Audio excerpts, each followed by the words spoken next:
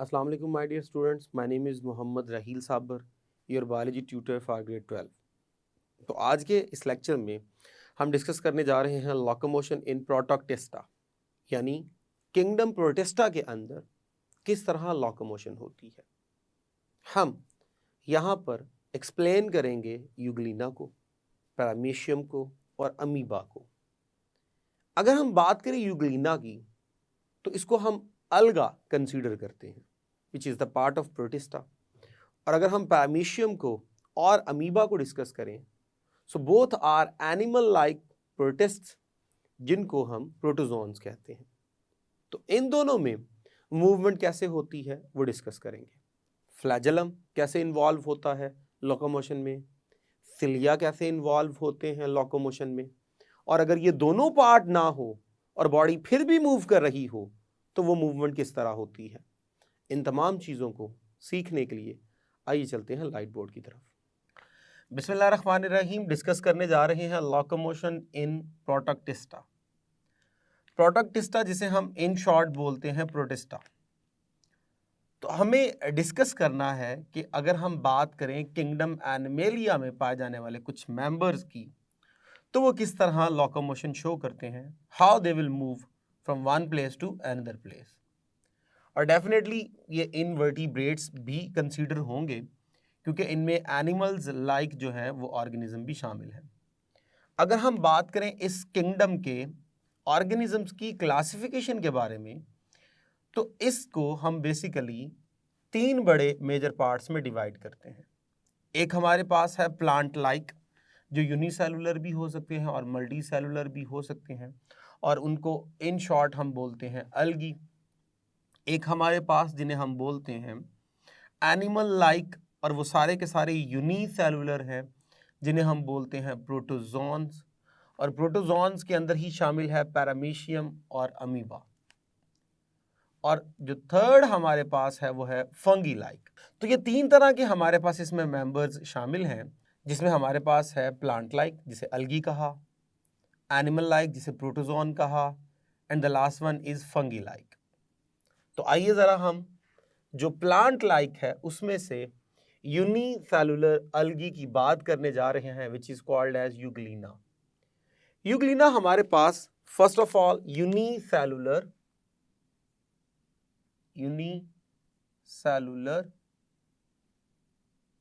अलगा है,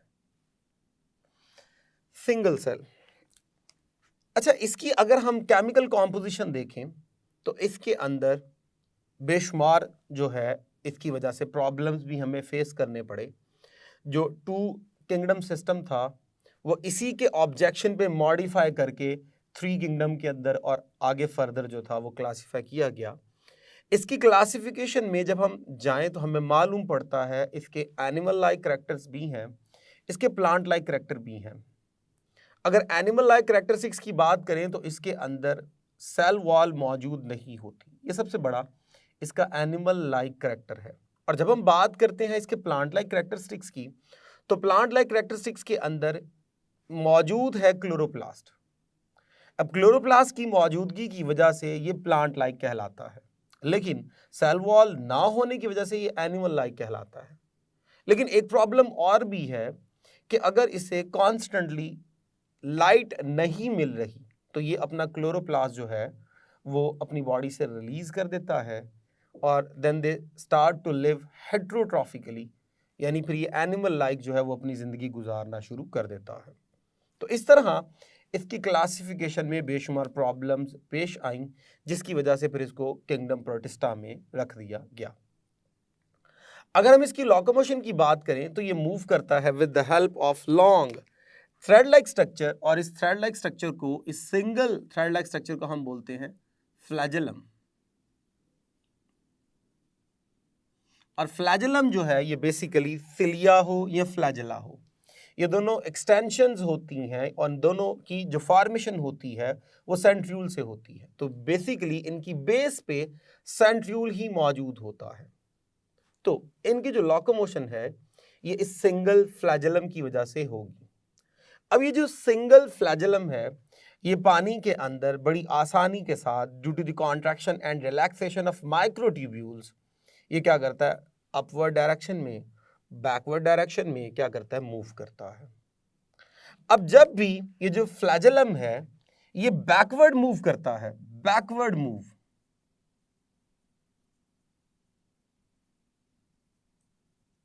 मूवमेंट, यानी जब इसकी लैशिंग मूवमेंट होगी टुवर्ड्स द बैकवर्ड डायरेक्शन, यानी फ्लैजेलम जब बैकवर्ड डायरेक्शन में मूव करेगा तो body move in upward direction, body move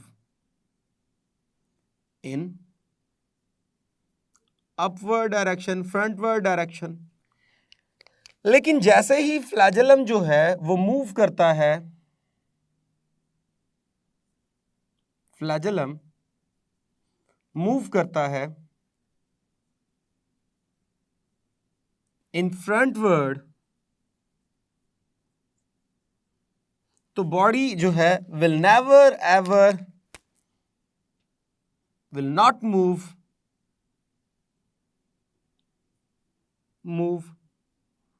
in backward direction.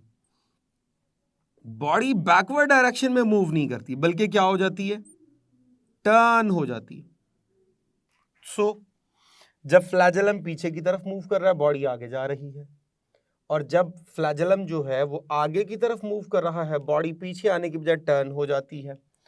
उसकी वजह यह है कि डेफिनेटली जब फ्लैजेलम मूव कर रहा है, पानी के अंदर वेव्स पैदा कर रहा है, तो जो वेव्स हैं वो बॉडी की सरफेस के ऊपर भी एक स्पेसिफिक क्या लगाएंगी, मूवमेंट में फोर्स लगाएंगी। अब जैसे ही फ्लैजेलम आगे की तरफ मूव करके बॉडी को बैकवर्ड डायरेक्शन में फोर्स देता है, तो ये जो पीछे वाला ब्रॉड फेस है, ब्रॉड फेस, यहां पे ड्रैग फोर्स बहुत ज्यादा बढ़ जाती है, यानी कि वाटर की रेजिस्टेंस यहां पे बढ़ जाती है, जिसकी वजह से बॉडी बैकवर्ड मूव नहीं कर पाती और बॉडी क्या हो जाती है, टर्न हो जाती है। इस तरह फ्लैजेलम में जब लगातार वेव्स पैदा होती हैं from anterior end to posterior end, और वो बॉडी को लगातार जब मूव करवाता है तो बॉडी जो है वो घूमती रहती है, घूमती रहती है। इस तरह वो अपने एक्सिस के इर्द गिर्द क्या करता रहता है, घूमता रहता है और मूव करता है from one place to another place. अब लोकोमोशन में तो इन्वॉल्व हो गया फ्लैजेलम। सपोज कर लीजिए अगर इसने डायरेक्शन चेंज करनी है, तो डायरेक्शन चेंज करने के लिए इसको क्या करना होगा, अपने ऊपर लगने वाली ड्रैग फोर्स को चेंज करना होगा, यानी जो वाटर की इसके ऊपर रेजिस्टेंस है वो कम से कम करनी होगी। अब उस चक्कर में इसको अपना आप जो है वो नैरो करना होगा, जहां कहीं ब्रॉड है वहां पे नैरो करेगा ताकि वाटर की जो ड्रैग फोर्स है, जो रेजिस्टेंस है, वो कम से कम हो और बॉडी आसानी के साथ क्या हो सके, टर्न हो सके। तो इसके लिए ये क्या करता है, पहले अपनी शेप में चेंज लेके आता है। सो चेंज इन शेप जो होगा, चेंज इन शेप, ये बेसिकली मसल्स होते हैं, मायोनीम्स। जब भी मायो का वर्ड आता है तो वो मसल्स को शो करता है, यानी कि मस्कुलर नेचर के होंगे। मसल्स का काम है कॉन्ट्रैक्शन, रिलैक्सेशन करना, जिसकी वजह से बॉडी के किसी एक पार्ट में चेंज आता है और वो मूवमेंट शो करता है। डेफिनेटली शेप में भी चेंज आता है। तो बिल्कुल इसी तरह ये जो आपको लॉन्गिट्यूडनल मसल नजर आ रहे हैं, दीज आर मायोनीम्स। मैंने इन्हें मसल्स इसलिए कहा क्योंकि ये मसल्स वाला काम करेंगे, अदरवाइज ये प्रॉपर मसल्स नहीं है। These are basically protein fibres. अब ये जो प्रोटीन फाइबर है which will act as a muscles, ये कॉन्ट्रैक्शन और रिलैक्सेशन करेंगे and they are longitudinal muscles. They are present along the entire length of the euglena. अब जब ये एंटायर लेंथ में मौजूद है तो पूरी बॉडी की जब ये कॉन्ट्रैक्शन और रिलैक्सेशन मायोनीम मसल करेंगे, यानी मायोनीम्स फाइबर करेंगे, तो बॉडी की शेप में एक प्रॉपर क्या आएगा, चेंज आएगा। अब ये जो शेप में चेंज है सबसे पहले स्टार्ट होता है फ्रॉम द एंटीरियर एंड। सबसे पहले आगे वाला जो हिस्सा है वो अपने आप को नैरो करता है। जैसे ही नैरो करेगा डेफिनेटली मायोनीम्स वहां पे क्या कर रहे होंगे, वहां पे जो है वो कॉन्ट्रैक्ट या रिलैक्स हो रहे होंगे। जैसे ही एंटीरियर एंड जो है वो अपने आप को क्या करेगा, नैरो करेगा, साथ ही साथ वो इलोंगेट हो जाएगा। फिर उसके बाद मिडल वाला हिस्सा शुरू होगा, वो अपने आप को नैरो करेगा और साथ ही साथ वो क्या हो जाएगा, इलोंगेट। फिर उसके साथ साथ जो पोस्टीरियर एंड है, जो एंड वाला एंड है वो फिर क्या करेगा, अपने आप को नैरो करेगा और क्या करेगा, इलोंगेट। इस तरह पूरी बॉडी में from anterior end to posterior end जो है वो कॉन्ट्रैक्शन स्टार्ट होगी, बॉडी नैरो होगी, बॉडी के शेप में चेंज आएगा और फ्लैजेलम की मूवमेंट की वजह से इसके ऊपर जो वाटर की डायरेक्शन जो है वो एक स्पेसिफिक डायरेक्शन में जो मूवमेंट होगी उससे ड्रैग फोर्स में भी क्या आ जाएगा, चेंज आ जाएगा, रेजिस्टेंस में भी क्या आ जाएगा, चेंज आ जाएगा, जिसकी वजह से ये अपनी डायरेक्शन को चेंज करने में भी क्या हो जाएगा, कामयाब हो जाएगा। तो इस तरह ये अपनी शेप में भी चेंज ले आता है। जब शेप में चेंज ले आता है तो उसके ऊपर लगने वाली ड्रैग फोर्स जो है, वाटर की जो रेजिस्टेंस है उसमें भी चेंज आएगा, जिसकी वजह से ये डायरेक्शन में भी क्या कर लेता है, चेंज ले आता है। तो जब कभी इसने डायरेक्शन में चेंज लेके आना है तो ये अपनी मायोनीम्स मसल को क्या करता है, यूज करता है। और जब प्रॉपरली इसने जो है वो फ्रंटवर्ड मूव करना है तो फ्लैजेलम जो है वो प्रॉपर क्या करता है, पोस्टीरियर एंड की तरफ जो है वो पुल होता रहता है और बॉडी जो है वो अपवर्ड डायरेक्शन में या जो है वो फॉरवर्ड डायरेक्शन में मूव होती रहती है। यूग्लिना की इस मूवमेंट को हम बोलते हैं यूग्लिनॉइड मूवमेंट। इसी तरह हमारे पास जो नेक्स्ट इन्वॉल्व है वो है पैरामीशियम। अगर हम इसकी बात करें तो ये हमारे पास प्रोटोजोन है, प्रोटोजोन। ये जो प्रोटोजोन्स होते हैं बेसिकली सारे के सारे एनिमल लाइक होते हैं and all of them are unicellular. ये सारे यूनिसेलुलर हैं। अगर इसकी पूरी बॉडी को अच्छे तरीके से देखें तो body covered by cilia, so a lot of cilia are present. अब फ्लैजेलम की बात करें या सिलिया की बात करें, both are thread like structures. Flagellum जो है ये साइज में बड़ा होता है, जबकि अगर हम सिलिया की बात करें तो ये साइज में छोटे होते हैं। फ्लैजेलम जो है ये हमारे पास तादाद में मोस्टली 1 या 2 होते हैं, जबकि सिलिया की जब भी बात करते हैं ये तादाद में बहुत ज्यादा होते हैं। लेकिन दोनों का काम जो है वो क्या करवाना है, लोकोमोशन करवाना है। और दोनों की जो मेन बेस होती है वो सेंट्रियूल होती है। दोनों हमेशा सेंट्रियूल की एक्सटेंशन से हमेशा क्या होते हैं, पैदा होते हैं। अब अगर हम पैरामीशियम की बॉडी देखें तो इसकी बॉडी के अंदर आपको ये 2 स्टार शेप स्ट्रक्चर नजर आ रहे हैं। Both are called as contractile vacuoles which are involve in osmoregulation. जो एक्स्ट्रा या सरप्लस बॉडी के अंदर वाटर आता है ये उसको बाहर की तरफ पुल कर देते हैं बाय कॉन्ट्रैक्टिंग देमसेल्फ। 2 आपको इसमें न्यूक्लियस नजर आ रहे हैं, एक बड़ा न्यूक्लियस जिसे मेगा न्यूक्लियस और एक माइक्रो न्यूक्लियस जो है वो आपको नजर आ रहा है, छोटा न्यूक्लियस। जो मेगा न्यूक्लियस है, बड़ा न्यूक्लियस जो है ये बॉडी के फंक्शंस को कंट्रोल करता है। जो माइक्रो न्यूक्लियस है ये बॉडी की रिप्रोडक्शन वगैरह को कंट्रोल कर रहा होता है। और ये वाला रीजन इसका माउथ रीजन है, जहाँ से इसने फूड को इनटेक करना होता है। यहाँ पे प्रॉपर फूड वैक्यूल बनता है ताकि उसे क्या किया जाए, फूड को प्रॉपर डाइजेस्ट किया जाए। खैर, हमने जो यहाँ पे डिस्कस करना है वो करना है विद रिस्पेक्ट टू लोकोमोशन। तो इसके अंदर जो मूवमेंट होती है वो सिलरी मूवमेंट है, यानी movement with the help of cilia. Cilia involve होते हैं जो बॉडी की क्या करवा रहे हैं, मूवमेंट करवा रहे हैं। अब यहां पे अगर हम एक सिलियम के स्ट्रक्चर को देखें, उसकी एनाटॉमी को देखें, तो एक सिलियम के अंदर हमें नजर आएंगे, ये सबसे बाहर अगर हम देखें तो ये इसकी प्लाज्मा मेम्ब्रेन है जो कवर कर रही है, प्लाज्मा मेम्ब्रेन। उसके बाद अगर हम देखें फर्दर तो ये अंदर आपको 1 2 3 4 5 6 7 8 9 माइक्रोट्यूब्यूल्स हैं जो कि पूरी सिलियम की लेंथ में लॉन्गिट्यूडनल मैनर में अरेंज है। सो 9 डबल माइक्रोट्यूब्यूल्स हैं, माइक्रोट्यूब्यूल्स के फाइबर्स हैं। और बिल्कुल दरमियान में ये देखिए आपको एक सेंट्रल जो है वो माइक्रोट्यूब्यूल का सेट नजर आ रहा है जो कि थ्रू आउट लॉन्गिट्यूडनल मैनर में होता है टू प्रोवाइड सपोर्ट। अब इन माइक्रोट्यूब्यूल्स के स्पेसिफिक नेम्स है, डायनीन इन्हें कहते हैं। वो जो है वो स्पेसिफिकली हमारे सिलेबस का पार्ट नहीं है, हमें सिर्फ ये देखना है कि ये जो डबल माइक्रोट्यूब्यूल्स हैं, how they will interact, how they will perform their function. अब क्या होगा, ये जो सिलिया है इनमें सबसे पहले 5 आउट ऑफ 9 ये क्या करते हैं, कॉन्ट्रैक्ट करते हैं,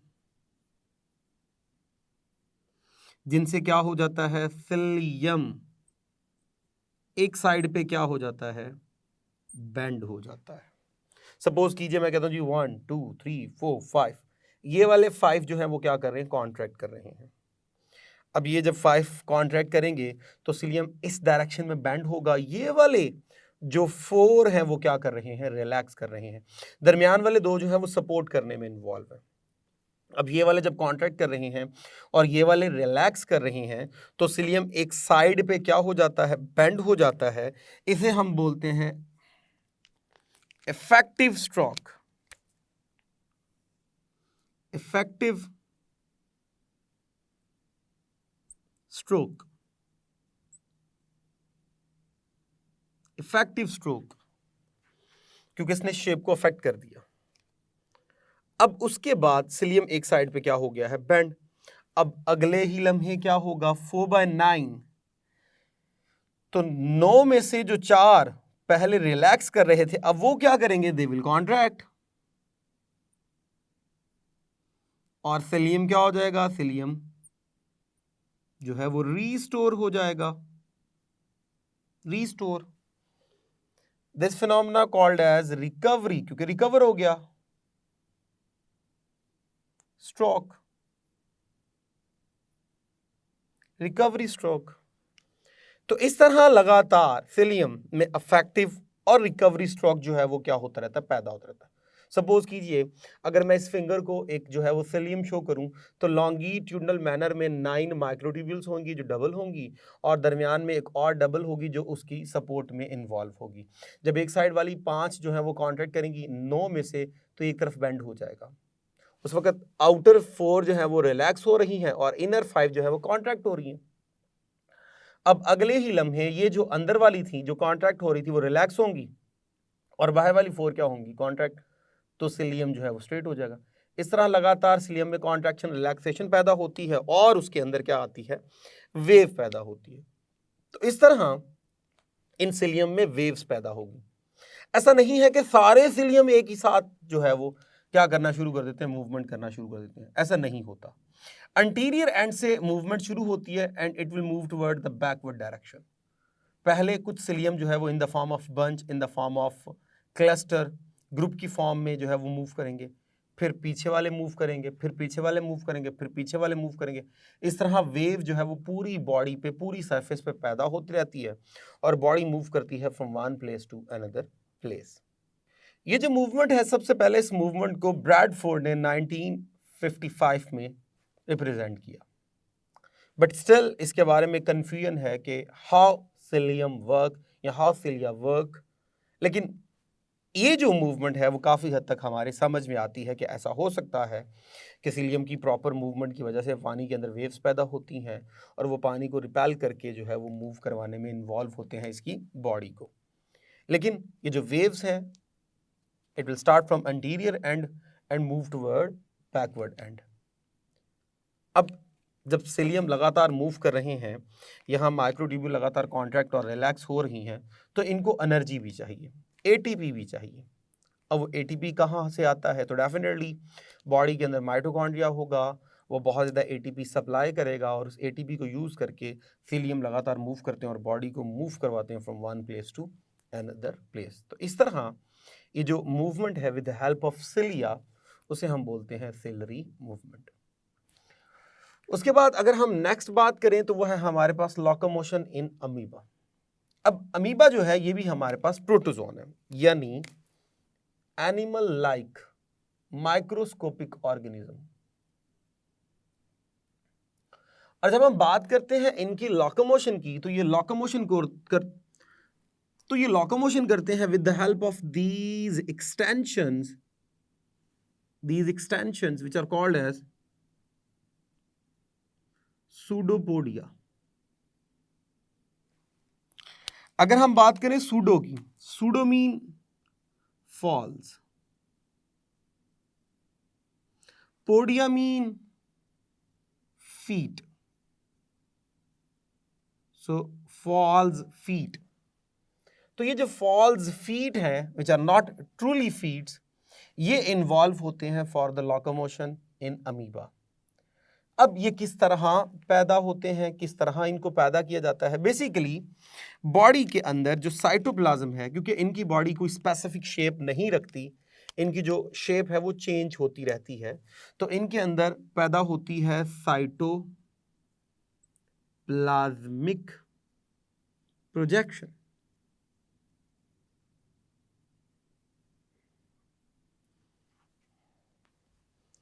तो हमारे पास अगर आपको साइटोस्केलेटन याद हो तो उसमें हमने पढ़ा था माइक्रोट्यूब्यूल्स, माइक्रोफिलामेंट्स और इंटरमीडिएट फिलामेंट्स. तो बेसिकली यहाँ पे माइक्रोफिलामेंट्स इन्वॉल्व होते हैं. माइक्रोफिलामेंट्स की वजह से साइटोप्लाज्मिक प्रोजेक्शन होगी. साइटोप्लाज्म एक स्पेसिफिक डायरेक्शन में क्या करता है, धक्का लगाता है. सपोज करें बॉडी ने इस डायरेक्शन में मूव करना है, तो यहाँ पे जो साइटोप्लाज्म है वो यहाँ पे एक प्रोजेक्टाइल मोशन शो करेगा. क्या करेगा, यहाँ से प्रोजेक्शन लगाएगा due to the action of microfilaments.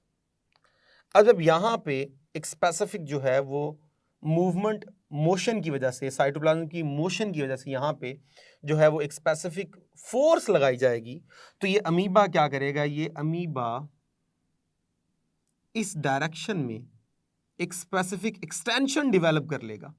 ये देखें, ये इस तरफ एक्सटेंशन डेवलप हो गई. इस एक्सटेंशन को क्या बोलते हैं, सूडोपोडिया. और बॉडी इस डायरेक्शन में मूव करना शुरू कर देती है. सपोज कीजिए बॉडी ने इस डायरेक्शन में मूव करना है, तो साइटोप्लाज्मिक प्रोजेक्शन इस साइड पे होगी. जैसे ही साइटोप्लाज्मिक प्रोजेक्शन एक साइड पे होगी, तो यहाँ से बाहर की तरफ एक क्या निकल आएगी, एक्सटेंशन. जैसे ही बाहर यहाँ पे एक्सटेंशन निकल आएगी तो वो क्या होगी, सूडोपोडिया. बॉडी उस डायरेक्शन में क्या करना शुरू कर देगी, मूव करना शुरू कर देगी. तो इस तरह अमीबा मूव करता है with the help of pseudopodium. तो इसी के साथ हमारा जो टॉपिक था लोकोमोशन इन प्रोटोक्टेस्टा वो कंप्लीट हुआ, जिसमें हमने यूग्लिना को डिस्कस किया, पैरामीशियम को डिस्कस किया और अमीबा को डिस्कस किया. अगर हम बात करें यूग्लिना की, तो ये हमारे पास ऑब्जेक्टिव के पॉइंट ऑफ व्यू से बहुत इंपॉर्टेंट है. मायोनीम्स के बारे में पूछा जा सकता है, ये एमसीक्यू आ सकता है, या इसका जो है वो शॉर्ट क्वेश्चन आ सकता है. तो ये आपने शॉर्ट की सेंस में जो है उसको रेडी करना है. पैरामीशियम की बात करें तो ये लॉन्ग क्वेश्चन आ सकता है, बहुत इंपॉर्टेंट लॉन्ग क्वेश्चन है, तो इसको आपने लॉन्ग क्वेश्चन के पॉइंट ऑफ व्यू से रेडी रखना है. और अगर हम बात करें अमीबा, तो ये भी हमारे पास एक इंपॉर्टेंट शॉर्ट क्वेश्चन है, इसको आपने शॉर्ट क्वेश्चन के तौर पे रेडी करना है कि उसकी लोकोमोशन का जो मेजर पार्ट है वो कौन है, वो सूडोपोडिया है. पैदा कैसे होते हैं, साइटोप्लाज्मिक प्रोजेक्शन से पैदा होते हैं. तो ये जो है वो आपको ऑब्जेक्टिव पॉइंट ऑफ व्यू से रेडी करने हैं. तो इस तरह लेक्चर कंप्लीट हुआ. होप सो आपको समझ आई होगी. इजाज़त दीजिए for next lecture. Thank you very much. Allah हाफिज़.